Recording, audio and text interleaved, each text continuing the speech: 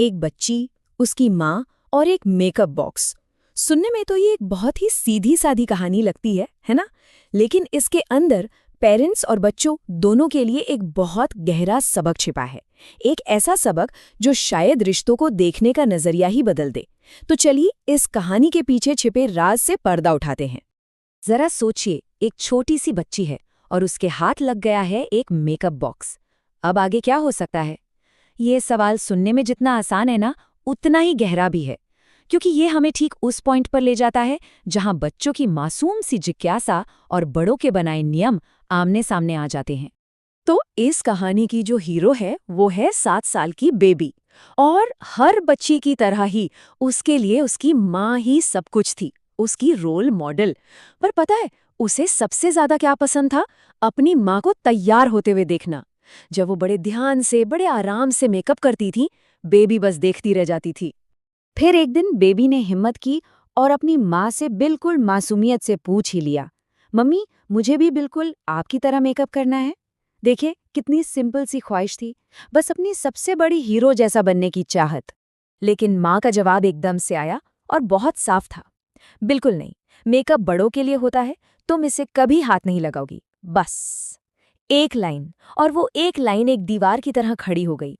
और बस यहीं से कहानी का असली कॉन्फ्लिक्ट शुरू होता है। अब माँ ने मना कर दिया तो बेबी ने बाहर से तो हाँ बोल दिया, मगर दिल के अंदर वो मेकअप करने की चाहत और भी बढ़ गई। और उसे बिल्कुल अंदाजा नहीं था कि अगले ही दिन स्कूल की पेरेंट टीचर मीटिंग में कुछ ऐसा होने वाला है जो इस आग में घी का काम करेगा। जैसे ही वो स्कूल पहुंचे, कमाल हो गया। बेबी की माँ मेकअप में इतनी इम्प्रेसिव, इतनी पॉलिश्ड लग रही थी कि दूसरे बच्चे उन्हें टीचर समझ बैठे और लाइन से सब गुड मॉर्निंग टीचर बोलने लगे। और बात सिर्फ बच्चों तक नहीं रुकी, एक दूसरे पेरेंट ने भी उन्हें रोककर कहा, आपका मेकअप इतना सुंदर है, मुझे तो लगा आप टीचर हैं यहाँ की। अब बेबी ये सब देख रही थी और उसके लिए तो ये किसी जादू जैसा था। और फिर हद तो तब हो गई जब बेबी की अपनी टीचर ने भी उसकी माँ के मेकअप की तारीफ कर दी। बस उस पल बेबी के दिमाग में ये बात एकदम पक्की हो गई कि मेकअप में तो सच में कोई जादू है, कोई स्पेशल पावर है। अपनी माँ के लिए इतनी तारीफें सुनकर बेबी का सीना तो गर्व से फूल गया, लेकिन इस प्राइड के साथ साथ ना अंदर एक डिटर्मिनेशन जागा, एक जिद कि अब तो चाहे जो हो जाए मेकअप तो करना ही है। और बस यहीं से कहानी एक बिल्कुल नया, एक ड्रामेटिक मोड़ लेती है। बेबी ने सोच लिया, अब और इंतजार नहीं, अब चीजों को अपने हाथ में लेना ही पड़ेगा। उसने बनाया एक सीक्रेट प्लान।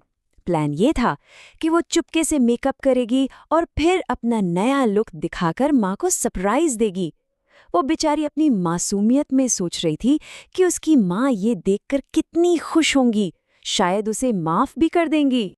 तो प्लान शुरू हुआ। उसने सही मौके का इंतजार किया जब माँ किचन में बिजी हो गई। फिर दबे पांव वो माँ के कमरे में घुसी, ड्रेसिंग टेबल का ड्रॉअर खोला और निकाल लिया वो खजाना, मेकअप बॉक्स। और फिर शुरू हुआ मिशन। लिपस्टिक, फाउंडेशन, एक एक करके सब कुछ लगा लिया। सब कुछ प्लान के मुताबिक जा रहा था, बिल्कुल परफेक्ट। तभी उसकी नजर पड़ी माँ के फेवरेट काजल पर। उसने कांपते हाथों से उसे आंख में लगाने की कोशिश की और तभी फिसल गया। काजल सीधा उसकी आंख के अंदर चला गया और वो तेज जलन से चीख पड़ी। दर्द से वो एकदम घबरा गई, भागकर बाथरूम गई और आंखों पर पानी के छींटे मारने लगी। लेकिन इससे तो आराम मिलने की जगह बात और बिगड़ गई। वो काजल और बाकी मेकअप भी फैलकर उसकी दोनों आंखों में चला गया। अब जलन इतनी बढ़ गई कि बर्दाश्त करना मुश्किल हो गया। बेबी की चीख सुनकर उसकी माँ दौड़ी दौड़ी आई, और यहाँ से कहानी उस सबक की तरफ बढ़ती है जो इस पूरे पेनफुल एक्सपीरियंस के पीछे छिपा था। अब वक्त था असली ना की वजह जानने का। बेबी रो रही थी और उसकी माँ ने उसे डांटा नहीं बल्कि गले से लगा लिया और फिर बड़े प्यार से, बड़े आराम से समझाया। उन्होंने बताया कि बेटा, बच्चों की स्किन ना बहुत नाजुक होती है। मेकअप में जो केमिकल्स होते हैं वो इस डेलिकेट स्किन को नुकसान पहुंचा सकते हैं, और हाँ, इसे ठीक से लगाने के लिए भी ढेर सारी प्रैक्टिस लगती है।